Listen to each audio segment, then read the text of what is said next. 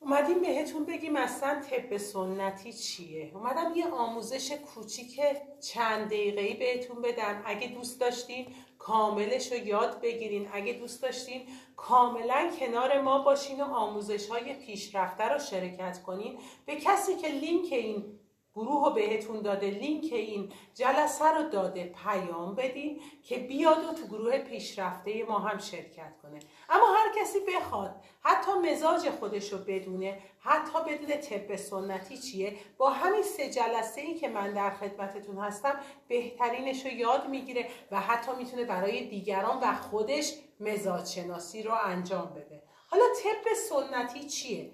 طب سنتی در حقیقت علمیه که در مورد بدن انسان و طبع‌های گوناگون و مزاج‌های مختلف و اثر داروهای گیاهی میاد بحث میکنه.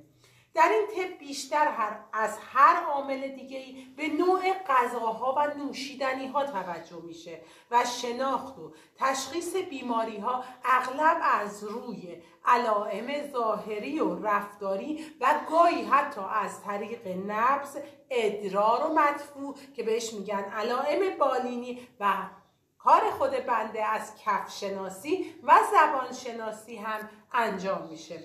شیوه درمان در طب سنتی بر اساس پیشگیری از بیماری ها تنظیم شده و هدفش چیه؟ تعادل و کامل رسیدن بدن هستش. 4 عنصر اصلی ما داریم که در هستی و جهان وجود داره. از نظر پزشکان علم طب از جمله بقراط و ابو علی سینا، جسم انسان و دیگر جانوران از 4 عنصر تشکیل شده که در حقیقت این 4 عنصر چی هستن؟ مواد تشکیل دهنده همه هستی هستند. روزها، ماهها، خوراکیها، مکانها، شهرها و همه هستی دارای مزاج هستند. حالا من میخوام بهتون این ارکان 4گانه رو نام ببرم: آتش، هوا، آب و خاک. ما 4 عنصر اصلی داریم که هر یک از این عناصر خودشون دارای یه طبعی هستن. گرم یا سرد هستن، تر هستن و یا خشک هستن و هر 4 تا وقتی کنار هم قرار بگیرن با هم ناسازگارن. میخوام بگم اصلا سردی و گرمی چی هستش؟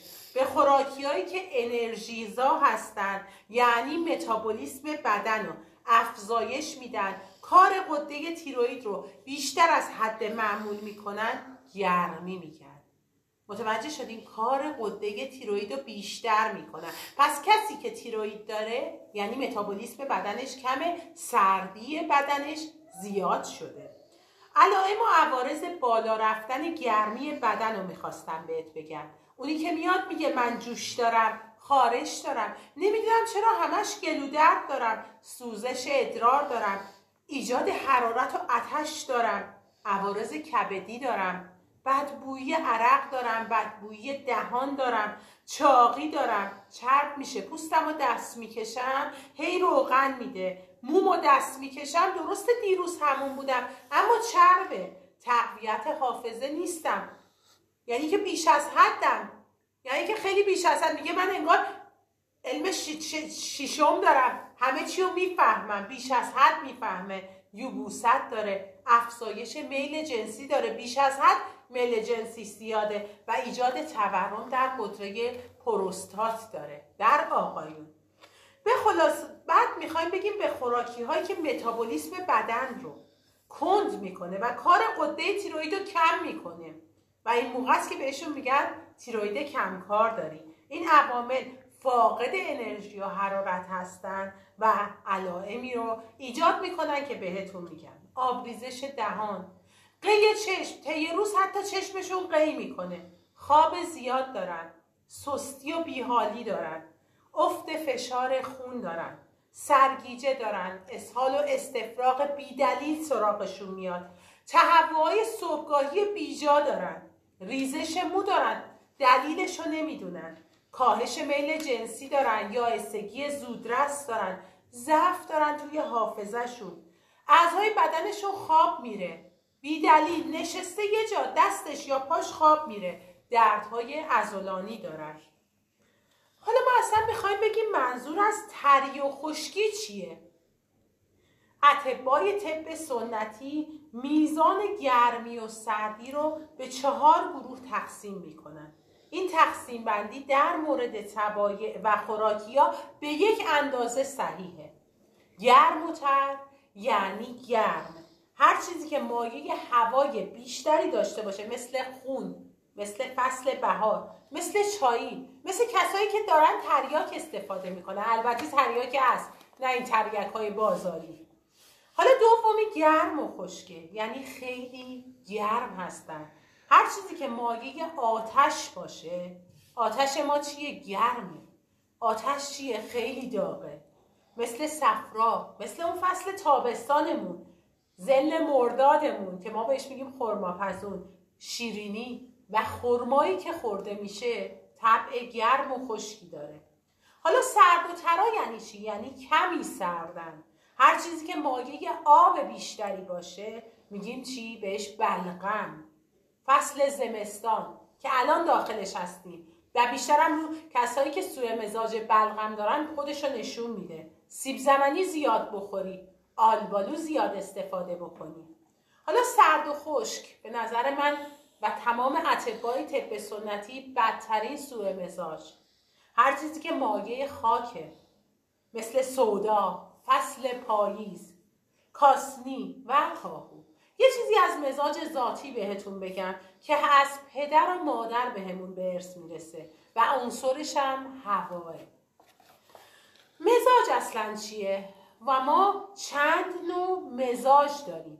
مزاج از عبارتند از حالتهایی که در اثر واکنش‌های اجزای ریز ریز که در تو بدنمون ما ازش استفاده میکنیم به بدنمون اثر میذاره، به اون میگیم مزاج. بنابراین میتونیم بگیم که حالت و وضع بدنی هر فرد نسبت به تغذیه‌اش رو ما مزاج میگیم. تا اینجا متوجه شدیم که تغذیه چقدر مهمه. هر فرد از بعد به تولد خودش دارای حرارت و رطوبت غریزی هستش که به اون مزاج اصلی و ذاتی میگن، ولی گاهن به خاطرش تغییر شرایط محیطی یا رفتاری یا نوع تغذیه یا تغییر سن، تب یا مزاج تغییر حالت میده و به سوء مزاج تبدیل میشه. مزاج ساده و منفرد یعنی چی؟ مزاج گرم، مزاج سرد، مزاج خشک و مزاج تر، یعنی هیچ سوء مزاجی نداره. اون مزاج پایه، مثل مزاج پایه کودکان. مزاج ساده و مرکب چیه؟ مزاج گرم و تر، مزاج گرم و خشک، مزاج سرد و تر و مزاج سرد و خشک. مزاج گرم و خشک رو ما مزاج صفراوی میگیم. مزاج گرم و تر رو مزاج دموی میگیم. مزاج سرد و تر رو ما مزاج بلغمی میگیم و مزاج سرد و خشک و ما مزاج سودایی میگیم. تا اینجا فهمیدیم که ما 4 تا مزاج داریم که با هم ترکیبن یا منفردن. به مجموعه صفرا، بلغم، خون و سودا اخلاط 4گانه گفته میشه. در حقیقت بدن سالم باید هر 4 تا خلط رو به یک اندازه داشته باشه. یعنی شما اگه یک لوله آزمایشگاهی رو تصور کنید باید همشون به یک اندازه باشه داخل بدنمون که به اون طبع معتدل میگیم. وقتی همه به یک اندازه باشه طبع در اعتدال و معتدله. و در این جور مواقع هستش که طبع داره به درگاه الهی خودش تلاش میکنه و میتونه اونو ببینه. در یک بدن سالم و معتدل مقدار بلغم 1.6% خونه، مقدار صفرا 1.36%، مقدار سودا 1.48% خون هستش. پس میبینید خون تو همه مواردش هستش. با این حال در اغلب افراد یکی از خلط‌ها بیشتر میشه و یا طبع یا مزاج اصلی فرد رو به هم میریزه. اگر صفرا غلبه کنه شخص صفراوی مزاج، اگر بلغم بهش غلبه کنه شخص بلغمی مزاج، اگر سودا غلبه کنه شخص سودایی مزاج و اگر خون غلبه کنه شخص دممی مزاج میشه که به هر کدوم از این مزاج ها نشانه ها و علامت هایی دارن که میتونیم از روی نشانه ها و علامت هاش ما تشخیص بدیم نوع و طبع این نوع مزاج رو. حالا فهمیدیم که ما چند تا مزاج داریم، اسم مزاج هامون چیه، وقتی ترکیب بشه یا بیش از حد بشه سوء مزاجش چی میشه. حالا میخوام علائم زیاد شدن هر کدوم از این مزاج ها رو ما بگیم. اولی صفراه، علائم زیاد شدن صفرا. غذاهای چرب و شیرین رو خیلی دوست داره و بیشترم استفاده میکنه. کسایی که سردرد زیاد میگیرن، زردی داخل سفیدی چشمشون زیاد میشه، وقتی بلند میشن چشمشون سیاهی میره، سرگیجه های گاه و بیگاه دارن، گلوشون ترش میکنه، تشنگی دارن، علاقه زیادی دارن به یخ خوردن و آب یخ، حتی تو زمستونم آب یخ رو خیلی دوست دارن، ریزش مو دارن، خوابهای هولناک میبینن، یعنی یه دفعه تو خواب میبینن که اگه بلندی دارن میافتن، تندخو هستن، عصبانی هستن، نمیشه جلوشونو گرفت، بهانه‌گیرن، پوستهای زبری دارن، لبهای خشکی دارن. پس اینا چیان؟ صفراوی مزاج هستن. علائم زیاد شدن سودا، سرد و خشک رو بهتون میگم. غذاهای مانده و بیات نباید بخورن، شور و نمکسود نباید بخورن چون سوداشون رو زیاد میکنه. یادشون باشه کشک و بادمجون هم براشون بسیار سم هستش.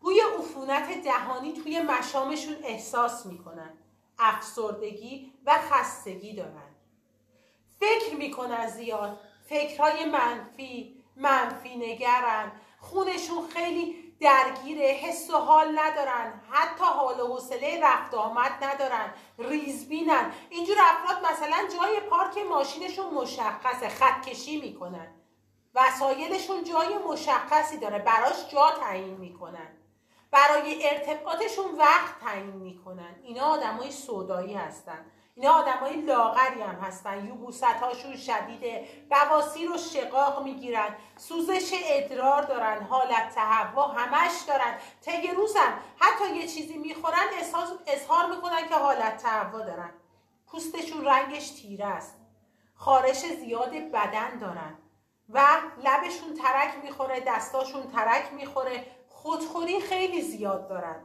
و بی‌نشاط هستن. و کسانی که دچار سرطان و توده های بدخیم میشن اینا همشون سوداوی مزاج هستن. علائم زیاد شدن بلغم رو بهتون میگم. همین معضل همه افراد جامعه به خصوص ایران. کسایی هستن که لبنیات و ترشی و سرکه زیاد استفاده میکنن. اینو از الان بگم که نباید استفاده کنن چون بلغمشون بالا میبره، به خصوص با این سرکه های چی؟ بازاری و صنعتی که دارن ازش استفاده میکنن. اینجور افراد پف زیر چشم دارن، پوستشون شل آبکی و ژله‌ای هستش، زانو درد دارن، لرزش دست و پا دارن، درد معده دارن، تنگی نفس دارن، کسل و خواب آلوده هستن، جاری شدن آب از دهانشون هنگام خواب دارن، سرفه زیاد میکنن، سرفه های خشک، نه سرفه های خلطی، نه سرفه های خشک زیاد میکنن که همشون از گوارش نشأت میگیره، فراموشی توشون خیلی زیاده، دفع ادرارشون زیاده، تون به دستشویی میرن، تکرار ادرار دارن و دیر هضم میشه غذاشون، گوارششون کاملا سرده. حالا علائم زیاد شدن خون چیه؟ دموی مزاج ها، پرخوری دارن، خونشون رو زیاد میکنه. میبینی یه کسی یه گاه و بیگاه خون دماغ میشه، میگی دلیلش نمیدونم چیه، انقدر خون تو بدنش زیاد شده که از بینی خارج میشه، راه خارج نداره. چرت زیاد میزنن، کم حواسن، زبونشون قرمزه وقتی نگاه میکنی، جوش در صورتشون خیلی زیاده، خونریزی لثه دارن، خونریزی دندان دارن، اضطراب و استرس دارن. اینایی که لرزش دست سراغشون میاد بیشتر از پرخونی ایجاد میشه. حالا میخوام یه چیزای بیماری هاشون رو بهتون بگم و سمبل های این بیماری ها رو خدمتتون بگم. این آدم هایی که بهتون گفتم همشون مزاج هامون خوبن، ما باید تو بدنمون داشته باشیم، اینو بدونیم. اما اونی که بیشتر ترشح میکنه رو باید جلوشو بگیریم، اصلاح مزاج انجام بدیم. اگه خواستی اصلاح مزاجم انجام بدی، به کسی که لینک این گروه و این دوره رو بهت داده پیام بده، فرم مزاج شناسی تو پر بکن، بتونه بهت کمک خیلی خوبی بکنه. اما اگه نه اومدی که توی پیشرفته هم شرکت کنی و اطلاعات خوب دیگه ای به دست بیاری، حتی دوره زبان شناسی داشته باشی، پیشرفته بتونی به دیگرانم کمک کنی و کسب درآمد داشته باشی، حتما به مشاوری که لینک این گروه رو بهت داد و تو رو دعوت کرد به این دوره پیام بده. من فردا با بیماری ها و ظاهر این افراد باهاتون در کنارتون هستم و پس فردا مزاج از کف دست رو بهتون میدم و توضیحاتی در مورد پیشرفته و چگونگی شروع و کسب درآمد رو بهتون آموزش میدم. امیدوارم که براتون مفید بوده باشه و بتونید توی زندگیتون ازش استفاده کنید. خوشحالم که همراه هم بودین. انشالله فردا ساعت 3 میبینمتون.